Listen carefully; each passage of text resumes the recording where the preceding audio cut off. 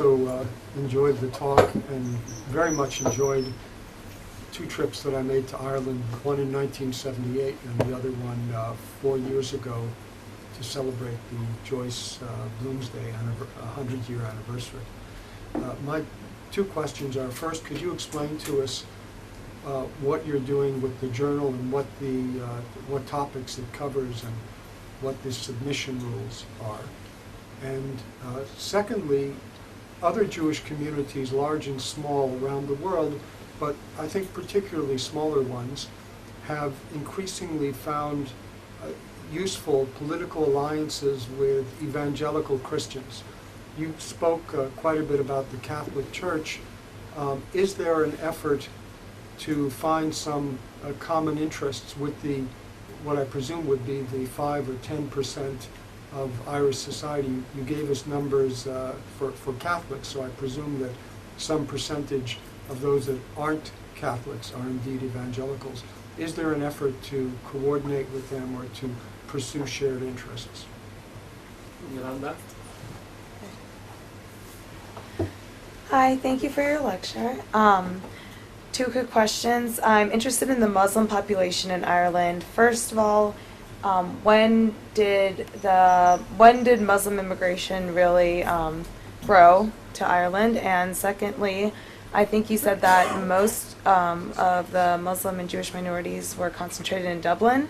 I'm just curious about their relations in the public sphere. Okay, thanks. Okay, again, the other day were asked. I'm not optimistic about the community. I think I asked around before I came here because I live in London and I travel back a lot, but I asked people who were dealing on a daily basis. The general consensus was, it depends what you call a community to survive. As history has shown, especially when it comes to Jews, that you can have a 10,000 strong community that survives and a 5-member community that survives in a very different way, okay, and not in any productive or attractive or appealing way. If I had to guess, and based on instinct and based on spending my first 20 years there and based on all my family being there, you will get it'll never fall below 300 or 400 people who've committed to it for either ideological or familial or business reasons, and it's just not worth their while or their effort to leave. It will never fall below that 300 or 400 mark. But the point is, then at what point does it cease to become a community and start just to become a group of families who happen to be Jewish? And that's really the issue. And in terms of that, I'm not optimistic that it won't go that way. And there are a lot of developments within the community now. At the moment, for example, there's no rabbi because they can't agree among themselves what kind of person they want. And there's those people who are in a position to make these decisions are more committed to getting their way than to acting in a way that would benefit the younger generation and stuff. So I'm absolutely not in any way, shape or form optimistic. I think there will always be Jews in Ireland as long as Ireland is there, because there will always be 20, 50 families, 30 families. Whether it'll be ever more than 2,000 or more than 5,000, I don't think so. There ever will be. As for the journal, I mean, I can give you the details of that later. It's an academic journal, and I can, if you give me your email address, I'll forward you all the details.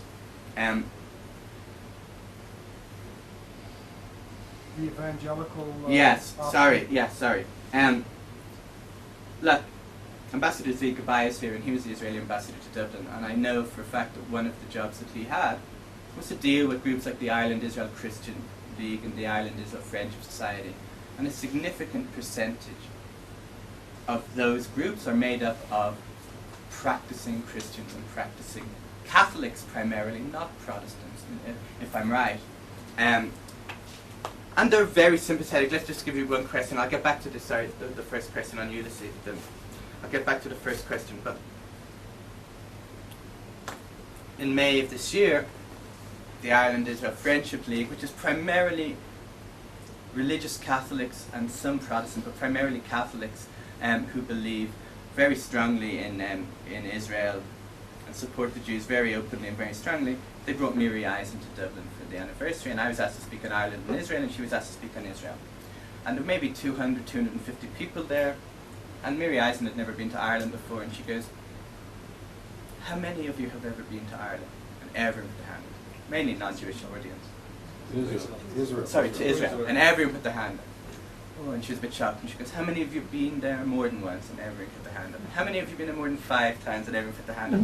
So there's a hardcore, not a huge hardcore, but there's a hardcore of mainly Catholic people who actively work on a daily basis to promote Ireland's interests. And that's a positive thing. And the two groups are the Ireland-Israel Friendship League and the Irish Christian Friends of Israel. As evangelicals, again, Ireland is overwhelmingly a Catholic country.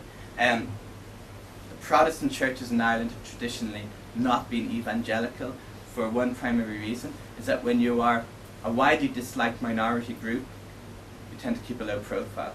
And the Church of Ireland, which is the dominant Protestant group, there's 170,000 Church of Ireland people, and then there's a few thousand Methodists and a few thousand Presbyterians. There's no Baptists, for example. Protestant churches tend to not stick their head up very much on any issue, and the evangelicals have not infiltrated Ireland, as far as I can see, to any great extent. Of course, you have churches that are more evangelical than others, but really most Protestants are middle class Protestant lights, really. I mean, there's no real serious evangelical movement in Ireland, and certainly as far as the Jews and Israel are concerned, it's primarily the Catholic Church, the Catholics who are committed to the survival of Israel and who are very, very philo-Semitic. So I answered both this question about the community going to last and then about the Jewish communities. Muslim population. Muslim population of Ireland. Well, there are two Muslim populations of Ireland. There are the 16% who are Irish citizens, who have been there, whose families were there mainly from immigrants in the 50s and the 60s, okay? But they were just a small minority like the Irish. Where did they mainly come from? They mainly came from, well, as of now, the vast majority of Muslims historically mainly came from places like Pakistan and India. Okay? It's not as big as the north of England, but that was mainly, especially in somewhere like Northern Ireland. They have a significant Indian population, a significant Southeast Asian population, or Asian population. What happened was, in the 1990s, you see a lot of Bosnian refugees coming in. You see a lot of people from the Arab world, North Africa in particular, and what you have, as I said, you have a quadrupling of the population since 1991, since the end of the Cold War. So you're talking about probably 2,000 or 3,000 Muslims in Ireland at the end of the Cold War, and all of them would be the actual people whose parents were moved there like the Jews did historically as immigrants, and then they went to school and so on. And they were not, I mean, I grew up in Ireland. I left Ireland in 94. I didn't even have any knowledge of a Muslim community in Ireland in 93, 94. It wasn't an issue that was discussed. You didn't see them. I went to an international school, and there were Turks and there were Egyptians, but they weren't. It wasn't seen to be a Muslim community per se. It just happened that these were Turks who happened to be Muslim that lived in Ireland. These were, it's only in the last 8 to 10 years that they start to be an organised entity, mainly from North Africa and mainly from the Balkans. Now, the relationship between the Dublin Jews and the Muslims of Dublin, and the majority do live there, although it's far more likely to find small Muslim communities in small Irish towns than there are to find Jewish communities. But in Dublin, the most symbolic evidence is that what used to be Little Jerusalem, which was full of kosher shops and full of synagogues and full of where the Jews basically congregated in the earliest decades, is now adjacent to what is a thriving Muslim quarter with halal butchers and so on and so forth. So they've moved to the same place where the Jews were historically in that same period of their time in Ireland. In terms of interaction, it's a very good point. And it goes back to what I said in conclusion about historically as the most significant non-Christian minority, the Jews were seen to have very, very concrete rights. So for example, at any state banquet or state occasion, the Chief Rabbi of Ireland would always be one of the first people invited. And this was the only non-Christian representative of the church. And now the Muslim community is going, Like, we're far more significant than this, and why should he be invited after the Catholic leader and the Protestant leader and then the Jewish, because that's what happened in the 40s and 50s and 60s and 70s and 80s. Now it's our turn to be represented. We're the third largest religious community. So on a national level, they are arguing like that, and who can blame them? I mean, they're far more significant in population terms. In terms of interacting with the community, this is where it gets complicated, because there are two different wings of the Muslim community in Dublin. The ones who are attached to the Islamic Centre, that's in the biggest Sunni mosque, and they are held with suspicion to a large extent. They, they invite Karadawi to talk about suicide bombing and some of this. And then there are a group of senior people, and some of them self-appointed, it must be said, who are saying, look, we have to integrate, we have to be moderate, we have a clean slate here in Ireland, we don't want to alienate people. And so far, they have been the most vocal and the most media friendly, and that's partly because the media wants to present, like all media wants to present the Muslim community in Dublin as non-threatening and moderate, so they've been given the most space. But there is no doubt that there is a significant undercurrent in the Muslim community that is biding its time and waiting till its significance, its population has increased significantly.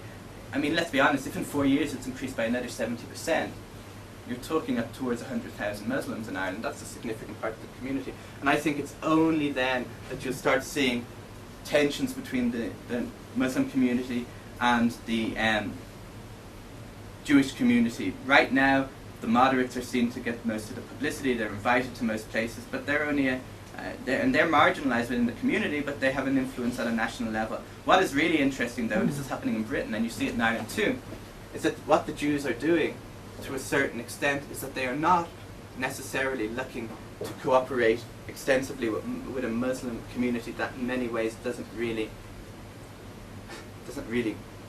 need them, but they're looking to work with other minority groups. So the Hindus, the small Christian churches, the Methodists, for example. The Methodist Church and the Jewish community have very close relations. But these are not evangelicals, these are like, the mainstream Christian Orthodox. But another group that's increasingly problematic vis-a-vis the Irish is the Orthodox Christians. I mean, anyone who's had any dealings with that part of the world knows that there's not a lot of love lost for Jews among the Orthodox Church, in my opinion. I've spent a lot of time in Greece, and it's not the most receptive place to Jews, but they are a significant force now. They've grown by about 80-90% in the last 5 or 6 years. So I think what's going to happen is you're not going to see the Jews, because they're so insignificant on a numerical scale, they're not going to interact with the Muslims to any great extent because they're irrelevant. What they're going to do is work with other small communities, like the Hindus, like the Methodists, to have a united front. And in 2007, the government initiated a framework for bringing all religious groups into government policy, and the Jewish community was one of the 7 or 8 they invited, even though it's number 15 in terms of size. So you have the Muslims, the Jews, the Methodists, the Catholics, the Hindus, and something else. So it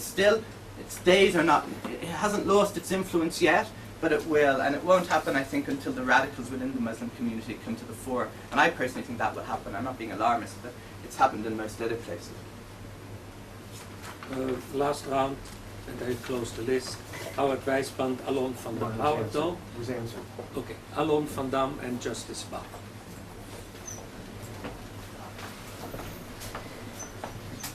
Well, my question was mostly answered. I had pretty much the same question that Miranda did.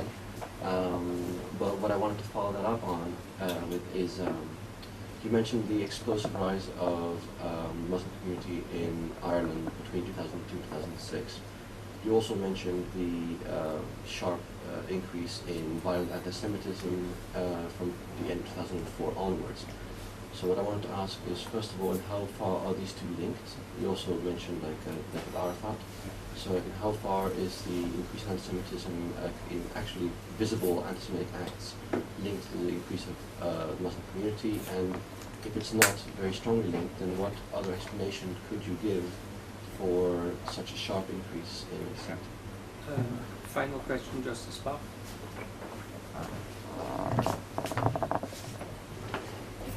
Just like to know the daily reporting in the news media in Ireland television, radio, and press as far as the Middle East is concerned, is it more or less objective, or is it an anti-Israeli line, let's say, as compared to what happens in the British press? I mean, the BBC and the British newspaper, is it more or less the same line, or is it something more pro or against?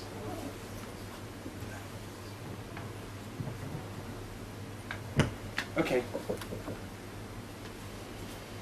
I mean, it would be tempting on the basis of trends across Europe to say the rise of the Muslim population is directly related to the rise of anti-Semitism from late 04 to middle of 05. In this specific case, it wasn't the case. It was a disgruntled, probably mentally unstable individual who had an axe to grind. Now, he was put in prison for 20 months, but not all of the specific acts, and there was about 30 of them, were put down to him, but they shut the case when they sent him to jail. So in that specific case, it wasn't to do with the radicalization of Muslims in Ireland looking to make the Jews a scapegoat that's happened in many other places in Europe. Having said that, as I answered in the question to Miranda, the reality is that they're not there yet. The Jews of Ireland, let me give you one example very quickly. I remember in about 2001, 2002, when the whole issue of radical Islam and multiculturalism was coming to the fore in the Netherlands, that I was watching Newsnight, which is the premier British news show on a weeknight, and the presenter said to a liberal Dutch MP, "How come you're so racist? How come you're so anti-Muslim? You're a member of the Dutch Parliament. The sort of things you're saying about Muslims would be said by like truck drivers in a local pub in England. It would never be part of the debate." And the Dutch member of Parliament said to him, "Come back to me in 5 years' time, and you'll be having the same arguments and saying the same things." And sure enough, by 2007, because Britain was 5 years behind the Netherlands on this issue, what the Dutch guy was saying in 2002 was moderate compared to the debate over radical Islam and the multiculturalism in England. And we're 5 years or so behind the British. And so 5 years from 2007, the same debate will be happening in Ireland in terms of, the relationship between anti-Semitism and basically the co-opting of the Palestine issue among radicals. Because you have to be, what happens in Ireland comes a few years after what happens in Britain, and that comes a few years after what happens in mainland Europe. But historically it does always come eventually, and so the question you're asking will be much better answered in 2011, unfortunately, than it's answered in 2008. But definitely it's on the way, because it's been on the way. There's an old saying that, fools learn from their mistakes and wise men learn from other people's mistakes. But that ain't going to happen in this context. You see the multiculturalism, you see the basically bending over backwards. And there was an interesting article which sort of answers, I'll get to your specific question in a minute, but about 2 months ago they interviewed the head of the mosque in Dublin, in the Irish Times, which is the preeminent newspaper. And I didn't read the article, but someone pointed it out to me. They said, "Do you condemn suicide attacks and the use of suicide bombing on enemies of Islam?" And he said, "Look, all violence is bad, but you've got to understand that this is the only way that they can express their frustration and their this and that." And it was reported, and as this guy, who was a non-Jewish Irish guy, said to me, "That's the story of this story. Head of the mosque in Dublin refuses to condemn."